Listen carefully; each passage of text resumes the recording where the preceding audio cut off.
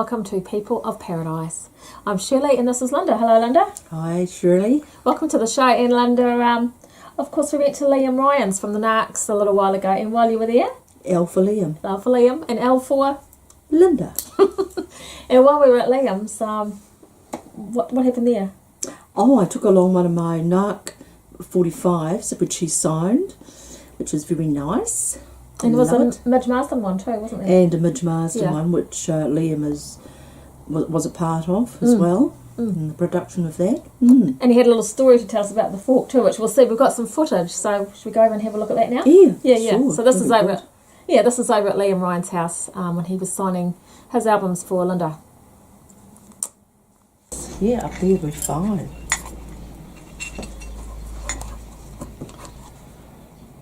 Yeah. Cool. All the best. Thank you That's so cool. much. Very cool. And I have this one here. Yeah. Mitch has already signed it, Oh, but I great. thought on Yeah. inside. Okay. Actually, I've got a pen a bit like this here somewhere. Oh, okay. Guess that. Thank you. Oh, God. I've just remembered about that. Yeah, that was a fork that we were in a restaurant once and I bent it around. That's what that is. That's so funny, isn't it? That is funny. People have often wanted to ask what that is. Yeah, it was a fork. That's how bored we were. I wondered Yeah, what that yeah. is Bit of a actually. strange thing, isn't it? Yeah, I've forgotten all about that. I wonder where that is now. But there you go. Oh, wonderful. Lynda, Thank you thanks so very much. Well, that was interesting footage, looking at you and Liam and me, actually. Yes, that's right. I You was were doing the doing the interviewing, filming. I was doing the filming. Yeah, well, I did the filming of the photograph of the The photograph. record's being Yeah. signed. That's right, I did too. Anyway, of course, I'll tell you a really good place if people are looking for mussels. A great place to go to eat mussels is the Wednesday special at Jack Dusty's. Yum. I went there with my son, Scott Peters. Oh, okay. Yeah, and he had a massive big plate of mussels. They do them on Wednesday. And I tell you what, he was just about to eat them. And this guy came up to him from overseas. I'm not sure where he was from. And he said, "Oh, do you mind if I take a photograph of your mussels?" And of course, he just wasn't talking about these ones. I said, "What are you doing looking at my son's mussels?" But no, he wanted to take a picture of the mussels on the plate. So he did. And and he said that where he comes from, which I can't remember. Do you remember where it was? Prague. He said that, he said he's they don't... a long way from home. Yeah, I think he's from here, but his friends are from there because he's living there. I think that was the story, I think. Okay. So he said they don't have mussels like that over there, so he wanted to take a picture so he could show his friends because he was going back there. So, yeah. Oh, I see. Yeah. But anyway, long story short, I should say short story long. But of course, this week, we went down to the Crown and Badger, a different place, and we talked to our very special guest on the show today, Tim Armstrong. Mm-hmm. Yeah, and his lovely partner as well. And of course, Erin, who we found out, something you might not know about Tim, has helped him in recent times to some of the lyrics in his tunes. Yes, she has too. So that was really cool. And we spent an afternoon of lovely music of Tim's, listening to some lovely covers actually, with just his acoustic guitar, and also his originals, which I loved as well. And he even wrote one about Tokoroa. He did, yes. Yeah, Your old hometown. My own hometown, for about 6 months. Yes. And of course, Tim went to the same school as my son, and we had quite a few things in common. Quite a few years difference between them, though. They didn't go to the same school at the same time. No, probably not. But so anyway, we'll cross over and have a look at Tim at the Crown and Badger now. We've also got some of his songs for you to have a look at. Check him out. He's real good. And welcome to our show today, Tim. Oh, thanks. Yeah, it's really good. I'm glad you guys asked me. Yeah, it's been lovely listening to Tim Armstrong play this afternoon. Amazing Thank you. singer and guitar player and lovely songwriter and some new lyrics. Shucks. And your partner, Erin, helping you with the lyrics. Yeah. It's been great too. It's good to have a different person writing lyrics with you. Because, like eventually after, 50 years or so, you start running out of ideas. That's right, yeah. You're that old? No, I'm not that old. No. It was supposed to be a joke, But in the future it might be become that way. I actually wrote my first song when I was like 11. It wasn't very good. Yeah. Well, no. I've heard songs since that sound like it. Yeah. But I think it's because I stole the idea off them. Yeah. No, but seriously, I did write a song when I was 11, so yeah, it's quite fun. I wrote my first song when I was 12. Really? Yeah. Oh. Not that it's about me. Of course not. So you were born in England, correct? That's right. And whereabouts in England? You were born in England too, mate. I was, yeah. Well, it is about me. It's whereabouts in England? Birmingham. Yeah. Yeah. Some places my mother. Try to, yeah, really good. But you born in Gloucester? I was, but, Yeah. but my Isn't mother. that where Frederick West and Rosemary West? Yes, it was. Oh my You God. have been reflecting on these questions. But I was on the other side of No, only Gloucester. teasing. There's the good side and the bad side. I was on the good side. Was he on the good side? No, I was. Who knows? Seriously, we can cut that now and we'll start again. Right? Oh, okay. No, just joking. Oh, what? Oh, okay. How did this go along? Yeah. No, seriously, I was born in Birmingham Yeah. in a decade. Yeah. Before 2000. Yeah. And then what age were you when you came out to New Zealand? About 5, 6. Oh, okay. Yeah, because I was 9 when I came Oh, out. really? Yeah. So I wouldn't remember much of England then. Yeah. What do you remember? Oh, you know, the snow. Yeah. No, I remember, Rain, because I started school there. You do tend to remember quite a bit. Yeah. But you know, I mean, I've been back so many times, and it's sort of it's hard to know whether it was early memories or new memories. Yeah. Have you been over to England since? I have. I went over when I was 22. Oh, really? Yeah. Just years ago. It I was mean, years ago. just Well, it last was. year. Yeah, that's right. And of course, you moved over to Tokoroa, and you went to Forest View School, Yeah. same school as my son. Oh, really? Yeah. Well, he was What underneath other for a little while. coincidence? So, how did you find Tokoroa? Oh, well, Tokoroa was. I mean, you know, you just go with what your parents put you into. They moved to Tokoroa because the old man was a welder. Right. He's actually a boilermaker, but we're not allowed to say that because that's people that stir the shit up in Yeah, the 70s. Yeah. Yeah. But he wasn't one of them. He was a shop steward though, and the reason why he was a shop steward was because he wasn't a stirrer. Right. So they didn't want people that were stirrers on the union, so because they didn't want to go on strike all the time. Yeah. Yeah. So you wouldn't want that? No. Yeah. So grew up in Tokoroa. Tokoroa's good, but you know, like I can understand how. Here we go. I can understand how these people today, you know, these foreigners that come in. It is hard, you know. It's to just get into a new society, you know. Because that is all changing. Well, I mean, isn't it? England is a lot like New Zealand, and at least there's that in common. But definitely back then, there was quite a lot of differences, you know. Everything seems so backwards, you know. Yeah. The TV programs are like 3 years behind. Yeah. Oh gosh. Yeah, so things like that, you just sort of, you know, so you could come and tell the kids what was going to happen and Lost in Space the next week.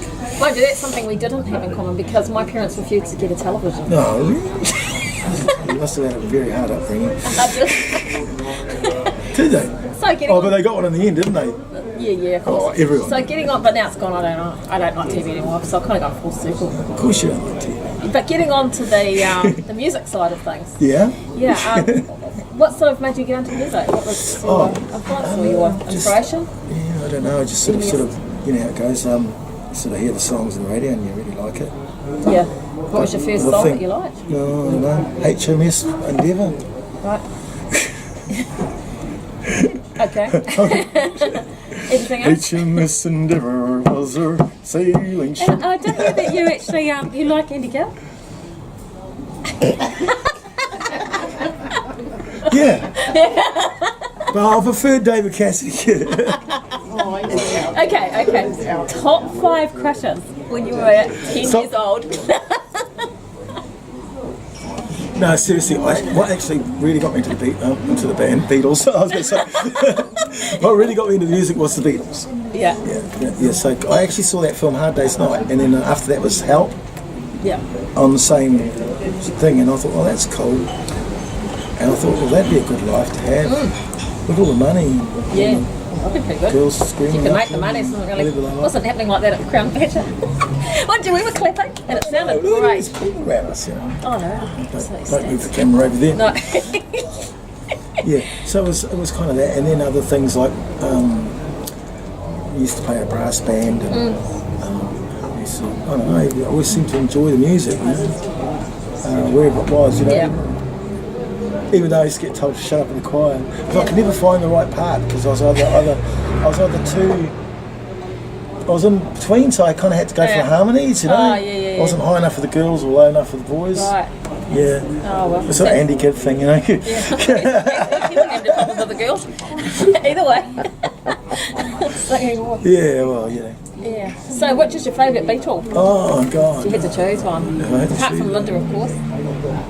Lynda McCartney. Oh, Yoko. No.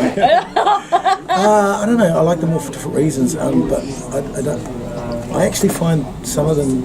I find the Beatles, like, if you see McCartney now and you listen to him talk and carry on, it's not the same person that was back in the 60s. You know what I mean? People have changed, you know. Yeah. I know. So, who was your favourite Beatle? Who was my favourite? In the day, it was probably Paul McCartney, and it probably still is. But I mean, let's face it, the two of them are dead, so it's really hard to say what they'd be like. But I've noticed their attitudes have changed over the years. And Ringo sort of, sometimes he just. You know, you hear interviews with Ringo now, it's like, it's not the same Ringo that was. Well, they've had so many, they're not the same people, eh? They've done so much, it's not even.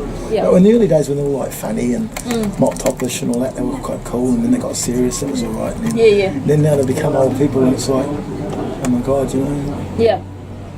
And it's all about them. Yeah. I'm sure it should be about So, getting back to you. Shirley Ryder and Tim Armstrong. Exactly. Instruments. What instruments do you play? I know you play the guitar, so you're playing the guitar today, and I've seen you playing other instruments out at your studio in the past, but other people here might not know what you do. Oh, look, basically I'm just a keyboard player and a You piano. play a main bass though. Because Tim actually put the bass down to Trojan Horse. Do you remember? Oh, the Shirley Lynda? Yeah, right. It's really good. Was it a Trojan virus or something? I don't know. It was a good bass line. It was a good song. Yeah. Your songs are great. I mean, most people that play guitar, they kind of play a little bit of bass, you know, they work their way around the instrument. Yeah. But I did have a go at, believe it or not, bagpipes. I did have a go at, this is years ago, trumpet. But then I couldn't talk, so I knew I couldn't play an instrument. Because then I'd be, you know, I wouldn't be able to talk shit. Drums. The Beatles play the drums? You do play the drums? Oh, no, you do. You've got everything, that electronic kit. And banjo. Do you still do that? Have you still got that, or do you do Yeah. It's a different electronic kit now, though. Yeah.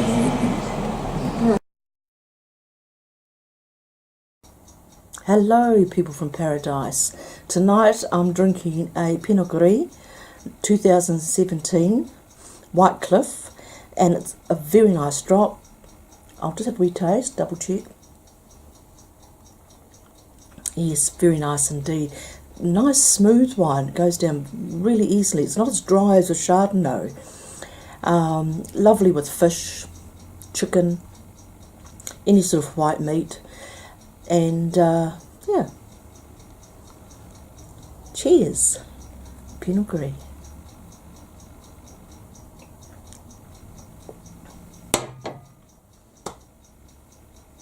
I guess the last decent gig I did was probably in Liverpool at the Royal Theatre with Harry Casey and a lot of these other guys that played in the Beatle era. Because what does he play? Is he a saxophone? He's a saxophone, It was on like the Beatles, wasn't he? He was involved with Wings and T-Rex and Meet the Hoople and got heaps different. And it was interesting. I met him. His sister's from New Zealand. Right. So. Because he did a lot of the Beatles stuff too, didn't he? Was it just Wings? It was Wings, but I mean he was involved. Yeah, he's involved with the Beatles. Yeah. He's the guy that said, "Oh, I'm not allowed to say it. He'll kill me." Backstory. They'll never make it in Hamburg. Send them back. And when they did arrive in Hamburg, he thought, shit, these guys have improved since they were at Liverpool. No, he's actually famous for that. Believe it or not, I knew the name of Harry Casey because of his quote about the Beatles. Yeah. Wow. And of course you're in a Beatles tribute band. Well, it's funny, is it your Beatles tribute band or? It used to be, was actually started with a guy called Simon Elton. I know someone. Yeah. It was Simon, me, and the drummer out of Nightshade, Alan Grady. Yep, I know Alan. And there was another guy. Someone else Someone else can't remember. Oh, Chris Bailey. Yeah. Right, I don't know him. Yeah, no, it was Chris Bailey. And then, of course, through the years, people moved on. So I'm the only original one left now. Right. So who are you doing it with now? It's John Clark Yep.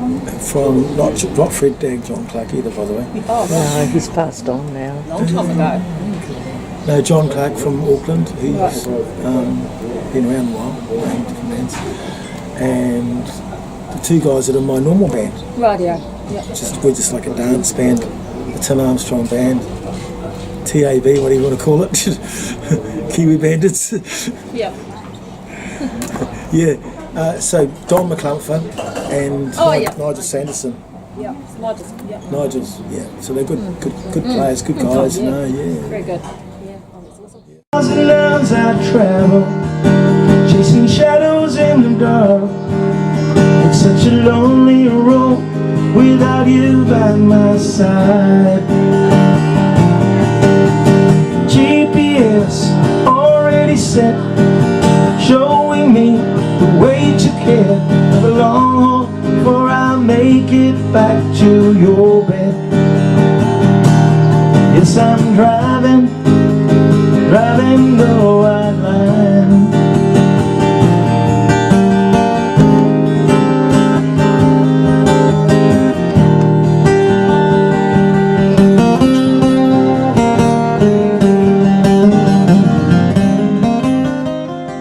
And you were in the Politicians. Can you tell us something about yeah, that? Politicians. What was your favourite memory of that band? If you had to pick one. Best gig. Yeah. Lots of things. We went to South Island and played on that Shazam rock show. That was cool. Right.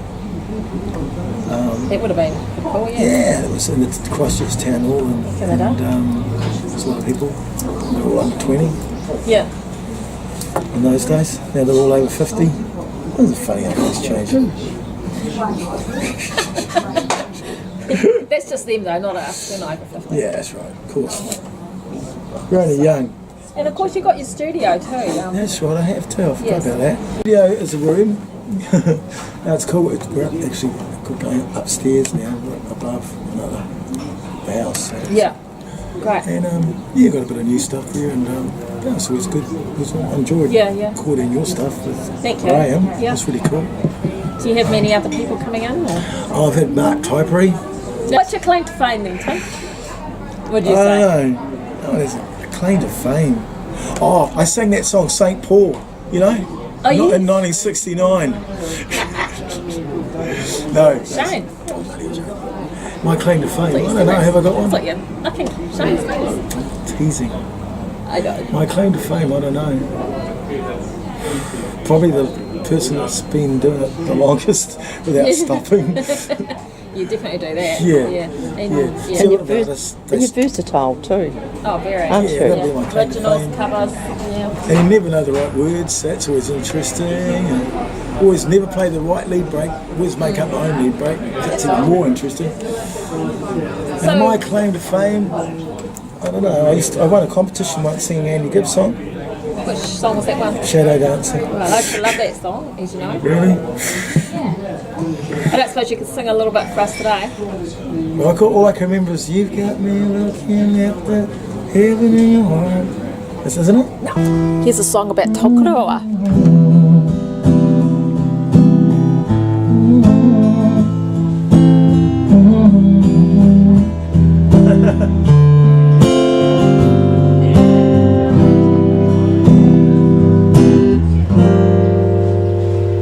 Down the old road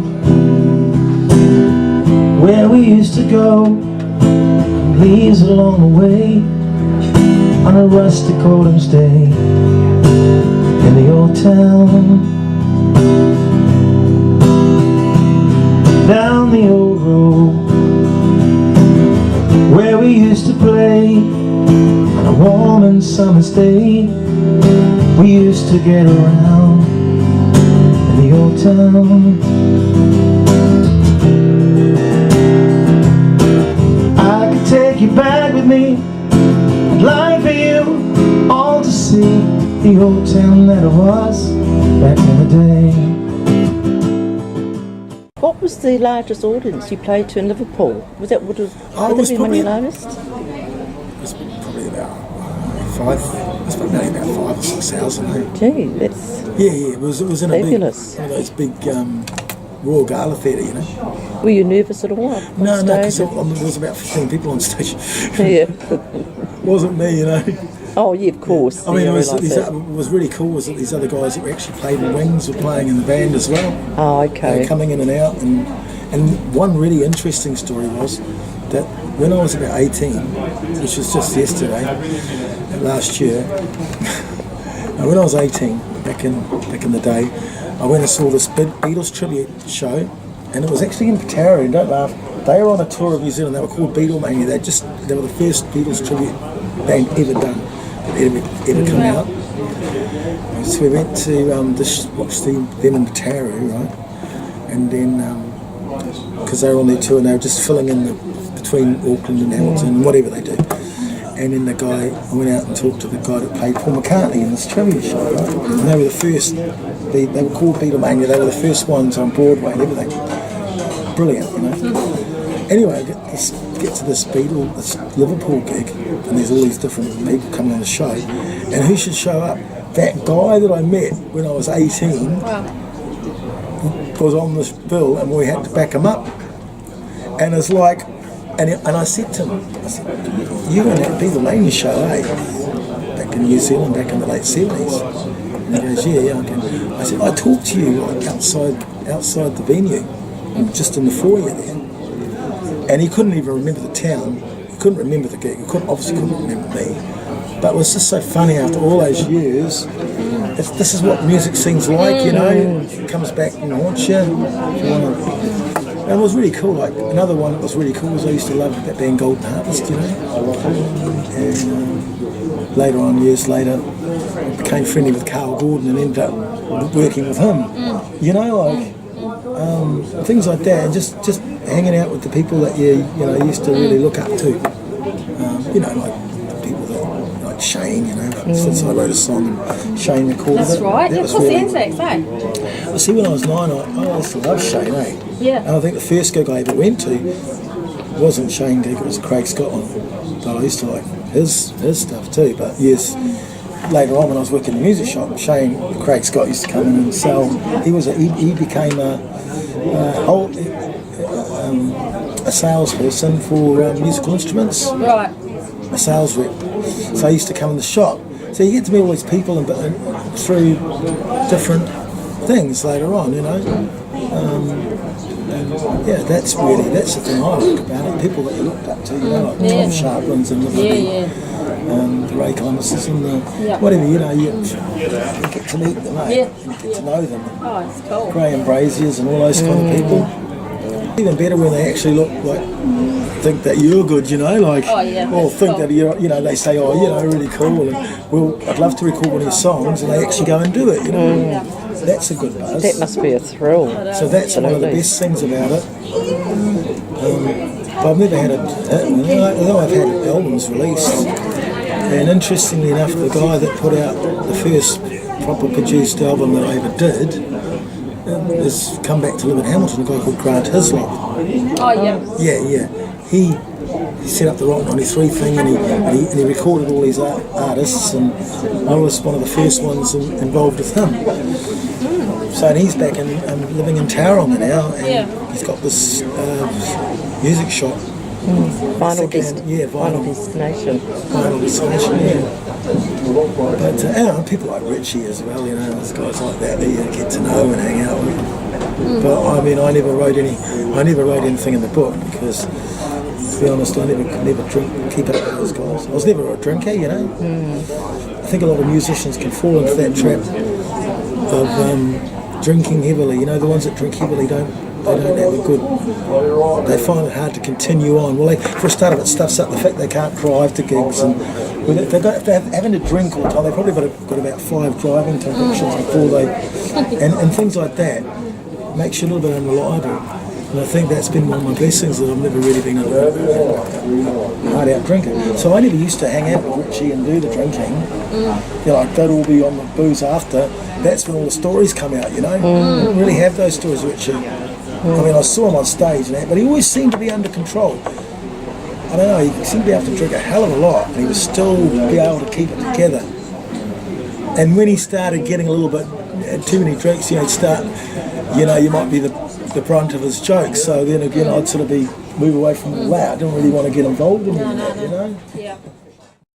Had a good thing when we started way back when. Morning walks and bedroom doors, and how I love you then.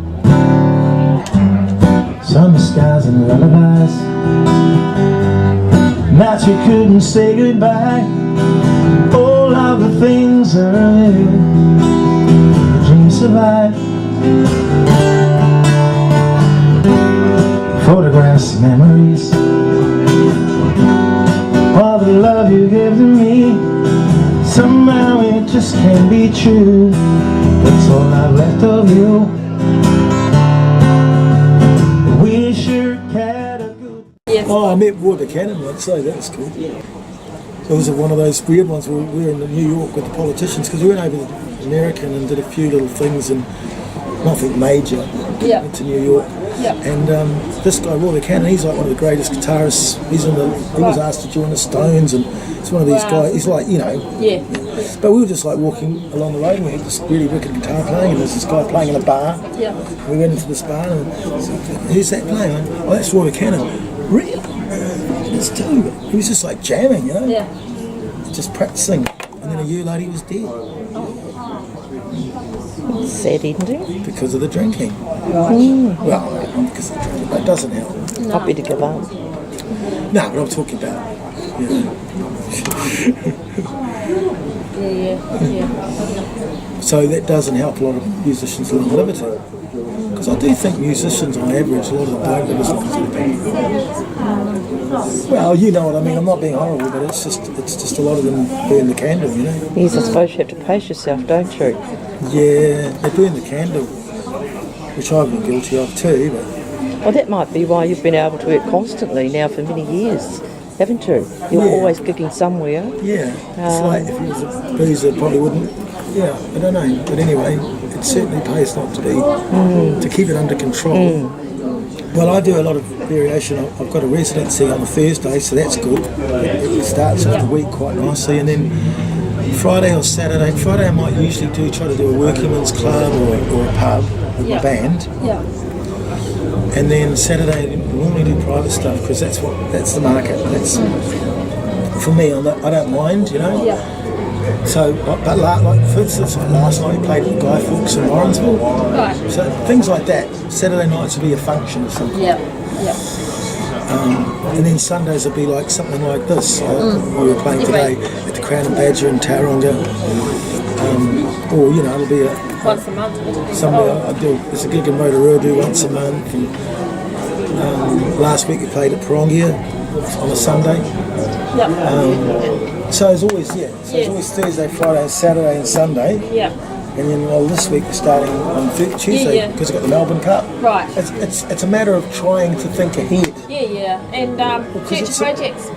Right? Future projects. Got your future projects? As in. Oh, see, this is another thing too. You go deaf when you're playing a lot of. If I told you what I thought you said, Future I know. projects. You're lucky because you've probably still got hearing. I have, and it's amazing actually. Yeah, that's right. I can imagine. Well, that's because you've had a few years off and it's sporadic. Probably, yeah. You haven't done 4 years That's standing like next to. I played with the drum machine for a while too. I think that probably helped me. You haven't done 4 years standing next to Alan Grady, eh? No, one night was enough. Sorry. Or Noel Lamberton. He's a good drummer. Yeah. He can hit them too. Yeah. What was Yeah. it? Future projects. Any future projects? Not as in gigs. No, but I as just in carry on doing what I'm doing. You're doing an I album don't try and or- worry about what people think of my music. I don't really ask them anymore, particularly because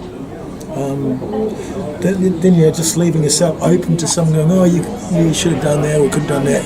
And I did that a lot of time. I was taking notice of what other people said and trying to, and then in the end, doing what they said never made it any better. I never got more successful from it. No one ever actually said anything that was going to make, so I just do what I like and then I'm happy. Yeah. You know? Yeah. Yeah, that's But the yeah, way I to mean, be. in my era, like, for me, I sort of see this as golden years, like, if you know what I mean, like, because I've been playing all my life, I kind of think, well, you know, just get through to 65 and get a pension. I know it sounds terrible, but my old man was retired at my age, you know, he was only like in his late 50s. I don't think like you, where I know you've got sort of this concept, took that out there. I know I've done all that, but I just sort of just do what I like now, you know. Yeah, It's fair good. enough. Rattle on, and hopefully, you Have a know, good life. I'll live a little bit longer than some of the other musos, Probably maybe. than me. Mind you, there's a lot of, and there's another thing too, when you're on the road, there's always that risk of having a crash or something, you know, like, I mean, what I'm saying is like, a lot of musos get wiped out on the road, you know, because they're on the road travelling, airplanes, cars. Leonard Skinner, you know. Yeah. Hey. Is there anything that you want to add to the interview that I haven't asked? I've probably missed something. Free Stephen Avery, I say. And Yes, seriously, thanks guys for interviewing me. Oh, you're probably I right. like to try and be serious, but I can't really. That's all right. We'll edit it to bits until you We'll are. leave that to the other guys. I'm sure they'll be serious. And, It'll be a 5-minute interview. yeah, I'll leave that to Liam. He can be serious. Oh, I see. I'm doing a gig with Liam, so Yeah, oh, cool. Oh, Lee Ryan, that is. it's a Christmas gig. Oh, Where? at the park or something. Christmas. No, the YE Beach Hotel. At that little restaurant, you know. Yeah. What date? Actually, I did a gig once where the Narcs recorded an album. They were doing an album launch. Yeah. And because the Narcs, most of them were living in Australia in bits and pieces. And Liam said to me, "Do you want to sing vocals? Or do you want to put together a band and just do sort of like 5 or 6 or 7 Narcs songs?" Oh, that'll be cool. Yeah, so we actually played at the Narcs album release because they couldn't do their own album launch. Would you like to do the Shirley Bears? No. Oh, come on, you can do Graham's one. Sorry, can't resist that. I actually think, I want to put this on camera. That Graham was an awesome singer. He is. He is. Yeah, It sure is. He's got the feel. definitely. And the voice. Yeah. Well, he's got the feel. Something about him, eh? And his guitar has got the feel to it. Yeah. But anyways, this isn't that Graham. No. I think you should do it on film. Oh, should I? Yeah, I will. Next series coming up. We'll go out and Next series. I like that.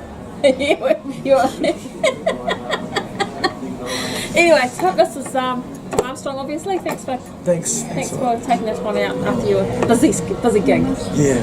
which was lovely. Yeah, thank you. Yeah. Cheers. I'll let you and Erin And thank you get to on. your lovely partner over here. Oh, these guys here. 2 fans. 2 fanatics. I mean fans. We can have the radio back on now. Brilliant. Oh, thanks, John. That was cool. Oh, I tell you, I can't do it to you, so. No, you were right, mate. Lovely.